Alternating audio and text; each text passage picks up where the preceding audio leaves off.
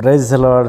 బాగున్నారా ప్రియులారా? ఈ దిన వాక్యాన్ని మనం చదువుకుందాం. పేతురు రాసిన మొదటి పత్రిక 2వ అధ్యాయం 11వ వచనం. పేతురు రాసిన మొదటి పత్రిక 2వ అధ్యాయం 11వ వచనాన్ని మనము చదువుకుందాం. ప్రియులారా, మీరు పరదేశులను యాత్రికులునై ఉన్నారు గనక ఆత్మకు విరోధముగా పోరాడు శరీరాశలను విసర్జించుడి. కనుక ప్రేమైన దేవుని పిల్లారా, ప్రియులారా అని దేవుని వాక్యము సెలవిస్తుంది. దేవుని నమ్మిన బిడలము మరందరము కూడా దేవునికి ప్రేమైన వారమే, ఆయనకు ఇష్టలైన బిడలమే ప్రియులారా. అంతేకాదు మీరు పరదేశులు అని అంటాడు. ప్రియులారా, ఈ లోకంలో మనం పరదేశులం అంటే మరి కొందరిని మనం చూస్తున్నాం, సంచార జీవులు ఈ లోకంలో మనం చూస్తాం. వారు బ్రతకడానికి వచ్చి ఊరవతలో ఒక గుడారం వేసుకొని ఒక 4-5 రోజులు ఆ ఊరిలో ఉండి తర్వాత వారు వెళ్ళిపోతారు. మళ్ళీ వారి గుడారం అంతా కూడా సర్దుకొని మరి ఇంకొక గ్రామానికి వెళ్ళిపోతారు. ఆ రీతిగానే మనం కూడా పరదేశులమే. మనం ఈ లోకానికి బ్రతకడానికి వచ్చాం. ఈ లోకం మనది కాదు, ఈ భూమి మనది కాదు. ఎంతటి వాడైనా, ఎంత బలమున్నా, ఎంత శక్తి కలిగిన వాడైనా, ఎంత ధనవంతుడైనా, ఎంత అందచందములున్నా, ఎంత టాలెంట్ ఉన్నా, మరి ప్రియులారా ఆ వ్యక్తి ఈ లోకాన్ని విడిచి వెళ్ళవలసిన వారే. ఈ లోకాన్ని పట్టుకొని మరి భూమిని పట్టుకొని జీవించిన వారు ఎవ్వరు కూడా లేరు ప్రియులారా. దేశాలను పరిపాలించిన నాయకులు మరి ఎందరో మనం చూస్తున్నాం. శాస్త్రవేత్తలను ఎందరినో చూస్తూ ఉన్నాం. మరి ఎందరో వ్యాపారస్తులను చూస్తున్నాం, సామాజికవేత్తలను చూసాం, మేధావులు అనబడిన వారిని చూసాం. ఎందరో మరి కాలగర్భంలో కలిసిపోయారు. కనుక మనము పరదేశులమని మనం గ్రహిస్తే మనము ఈ లోకములో గర్వించం. ఇది నాది, అది నాది, ఈ పొలము నాది, ఇల్లు నాది, నా పిల్లలు, నా భార్య, నా భర్త, నా అందం, నా ఆస్తి నాది అనే స్వభావం చచ్చిపోతుంది.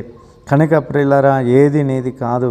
నీ శరీరము కూడా నీది కాదు, నీ బట్టలు నీది కాదు, నీ పేరు నీది కాదు. ప్రియులారా, ఏది నీది కాదు. ఒకరోజు సమస్తమును వదిలిపెట్టి వెళ్ళవలసిన వారమే, పరదేశులమే. దేవుడు మరి పరలోకము నుండి పిలుస్తున్న నరులారా తిరిగి రండి అని ఆయన సెలవిస్తున్నాడు. కనుక ప్రియులారా, ఒకరోజు ఆయన దగ్గరికి మనం చేరే వారమే. కనుక ఆయనకు విరుద్ధంగా మనం జీవించదు ప్రియులారా. ఇక్కడ అంటున్నాడు, మీరు పరదేశులను యాత్రికులునై ఉన్నారు. ఈ యాత్ర ఎప్పుడు ఆగిపోతుందో తెలియదు. ఎప్పుడు ఈ జీవం నుండి, ఈ బ్రతుకు నుండి జీవం వెళ్ళిపోతుందో తెలియదు. ఎప్పుడు మనం వెడిలిపోతామో తెలియదు. నీ జీవితం ఏపాటిది ఇంతలోనే కనబడి అంతలో మాయమయ్యే నీటి ఆవిరి వంటిదని దేవుని యొక్క వాక్యం సెలవిస్తుంది. గాలి బుడగ లాంటిది ప్రేమైన దేవుని పిల్లరా, యాత్రికులం. కనుక మరణానికి మరణానికి ఒక రోజు లేదు ప్రియులారా. మరి ఒక వయస్సు అనేది లేదు. మరి ప్రతి వారికి మరణం అనేది వస్తుంది. ఇప్పుడు యవనస్తులను చూస్తున్నాం, బాలులను చూస్తున్నాం, వృద్ధులను చూస్తున్నాం. మరి మరణించిన వారు చాలామంది చూస్తూ ఉన్నాం. చిన్న చిన్న పిల్లలు మరణిస్తున్నారు. యవనస్తులు, పెళ్లి కాని వారు కూడా మరణిస్తున్నారు. పిల్లలైన వారు మరణిస్తున్నారు. ముసలి వారు కూడా మరణిస్తున్నారు. ఎప్పుడు మనం వెళ్ళిపోతామో తెలియదు, ఎప్పుడు ఈ దీపం ఆరిపోతుందో తెలియదు. కనుక మరి ఇక్కడ అంటున్నాను, యాత్రికులై ఉన్నారు గనక ఆత్మకు విరోధముగా పోరాడు శరీర ఆశలను మీరు విసర్జించుడి. కనుక శరీర ఆశలు విసర్జించాలి. ఎప్పుడు పోతాం తెలియదు గనక శరీర ఆశలను విసర్జించాలి. చూడండి, ఈ లోకము అంతా కూడా శరీరాశ, నేత్రాశ, జీవపు డంబం ప్రేమైన దేవుని బిళ్ళారా. ఇవి దేవుని వలన కలిగినవి కావని దేవుని లేఖనము సెలవిస్తూ ఉన్నది. శరీర ఆశలను వదులుకుందాం. మరి మన ఆశలు లోక సంబంధమైనవి అయితే వదులుకుందాం. శరీరము ఆత్మకు ఎప్పుడుగా విరుద్ధమే. ఆత్మేమో దేవుని సంబంధమైన విషయాలు నేర్పితే, శరీరమేమో లోక సంబంధమైన విషయాలను నేర్పుతుంది. ఎలా సుఖపడాలి, ఎలా బ్రతకాలి, ఎలా సంపాదించాలి, ఎలా అన్యాయంగా ఉండాలి, ఎలా మనం జీవించాలి. మనము సుఖంగా జీవించడం కొరకు ఎన్ని అక్రమాలు చేసినా పర్వాలేదు, ఎన్ని పాపిష్టి కార్యాలు చేసినా పర్వాలేదు, ఎంత అడ్డమైన పనులు చేసినా పర్వాలేదని శరీరము మనకు బోధిస్తూ ఉంటుంది. అందుకనే శరీర ఆశలను విసర్జించండి. ఆత్మకు మరి విరోధముగా పోరాడు శరీరాశలను విసర్జించండి. ఎందుకంటే శరీరాశలు కలిగిన వ్యక్తి పరలోక రాజ్యంలో చేరలేడు, దేవుని దగ్గరికి వెళ్ళలేడు. కనుక ఆత్మానుసారంగా నడిచిన వారే దేవుని రాజ్యాన్ని స్వతంత్రించుకుంటారు. కనుక అట్టి బిడలుగా మనం ఉందుముగాక. అందరూ కూడా తలలు వంచినట్లయితే ప్రార్థన చేసుకుందాం. మహోన్నతుడైన దేవ, కృప కలిగిన తండ్రి, మీ ఘనమైన ఉన్నతమైన నామమును బట్టి వందనాలు చెల్లిస్తూ ఉన్నాం. ఇదిగో నాయన, మరి ప్రభువా, మరి శరీరాశలను విసర్జించి ఆత్మానుసారంగా మీరు జీవించవాలని మీరు మాతో మాట్లాడిన విధానం బట్టి వందనాలు చెల్లిస్తూ ఉన్నాం. ఇదిగో మేము పరదేశులం, యాత్రికులమని మరి గ్రహించే మనసును మాకు దయచేయండి. ఈ లోకంలో నాది, ఇది నాది, అది నాది, ఇది నేను నాది అనే భావన తొలగించండి. ఎవ్వరు ఎంత కలిగి ఉన్నా, ఎన్ని పొందుకున్నా, ఎన్ని సంపాదించినా, ఎంత సంపాదించినా ఆ వ్యక్తి ఒకరోజు ఈ లోకమును విడిచిపోతాడనే భావన ప్రతి వారిలో కలుగచేయమని ప్రార్థన చేస్తూ ఉన్నాం. ఇదిగో ఈ మాటలు వింటున్న నా ప్రియ సహోదరి సహోదరులను కూడా దీవించండి. వారి యొక్క చేతి పనులను మీరు ఆశీర్వదించండి, వారి యొక్క బిజినెస్ను మీరు ఆశీర్వదించండి, వారి జాబును మీరు ఆశీర్వదించండి, వారి పేదరికం తొలగించండి, వారి అప్పులను తొలగించండి, వారికున్న ఇబ్బందులను తొలగించండి, వారి అనారోగ్యాన్ని తొలగించండి. అలానే ప్రభు వారి పిల్లలను, వారి కుటుంబం, వారి భవిష్యత్తును దీవించండి. ఈ దినమంతా కూడా కాచి కాపాడి ప్రతి తెగుల నుండి, కీడు నుండి, వ్యాధి నుండి, బాధల నుండి, శ్రమల నుండి విడిపించి మహిమ పొందమని యేసు నామములో ప్రార్థిస్తున్నాము తండ్రి, ఆమేన్. Praise the Lord. మీ అందరికీ కూడా వందనాలు.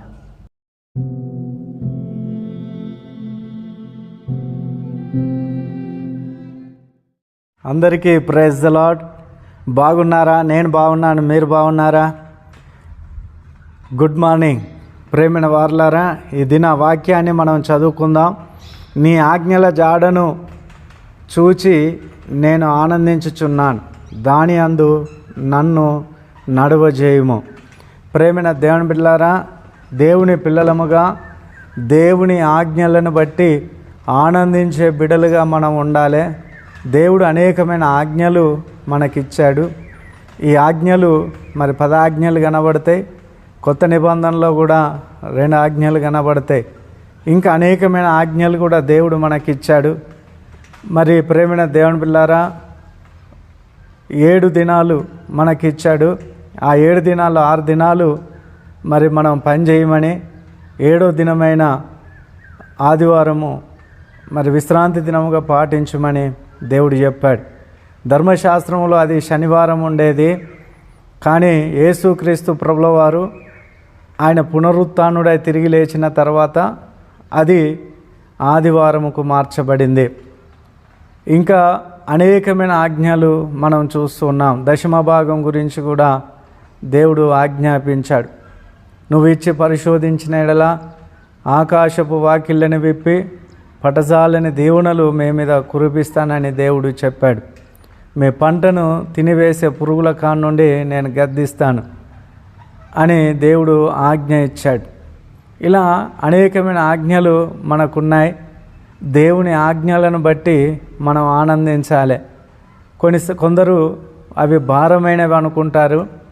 భారమైనవి దేవుడు మనకెప్పుడు కూడా ఇవ్వలేదు. అవి సులువైనవే దేవుడు మనకిచ్చాడు. ఆయనను ప్రేమించితే ఆయన ఆజ్ఞలు మనకు సులువైనవిగా మనకు అనిపిస్తాయి. కనుక ఆజ్ఞలను బట్టే మనం ఆనందించాలని దేవుని యొక్క వాక్యము సెలవిస్తూ ఉంది. ఎందుకు ఈ ఆజ్ఞలు అంటే ప్రియులారా, ఇవి మనలను సరైన క్రమం కలిగిన జీవితము మరి ఉండేటట్టుగా చేస్తాయి. దేవునిలో ఆధ్యాత్మికంగా ఎదిగేటట్లు చేస్తాయి. దేవుని ప్రేమను పొందుకునేటట్టు చేస్తాయి. కనుక ఇటు ఆజ్ఞలను మనము పాటించాలి, ఆజ్ఞలను అనుసరించాలి. అంతేకాదు ఆజ్ఞలను బట్టే మనం ఆనందించే పిల్లలముగా ఉండాలి. దాని ప్రకారం నడవాలని దేవుడు కోరుకుంటూ ఉన్నాడు. దేవుడిటి మాటలు మన వినికిల్లో ఫలింపజేసి నీరుగట్టి ఆశీర్వదించును గాక. ఆమెన్. ప్రార్థన చేసుకుందాం. మహోన్నతుడైన దేవ, కృపగలిగిన తండ్రి, మీ ఘనమైన ఉన్నతమైన నామమును బట్టి వందనాలు. నీ ఆజ్ఞలను బట్టి మేము ఆనందించే పిల్లలుగా ఉండాలని మీరు నాతో మాట్లాడిన విధానం బట్టి నాయన వందనాలు. మరి ఈ మాటలు వింటున్న ప్రియ సహోదరి సహోదరులను మీరు ఆశీర్వదించండి. మీ ఆజ్ఞలను పాటించే బిడ్డలుగా నిలబెట్టండి. లోకమును కాదు, ప్రజలను కాదు, దేన్ని కాదు నాయన, మీ ఆజ్ఞలను బట్టే ఆనందించే పిల్లలుగా ఉండనట్లుగా సాయం చేయమని యేసు నామములో ప్రార్థిస్తున్నాము తండ్రి. ఆమెన్. Praise the lord. అందరికీ వందనాలు.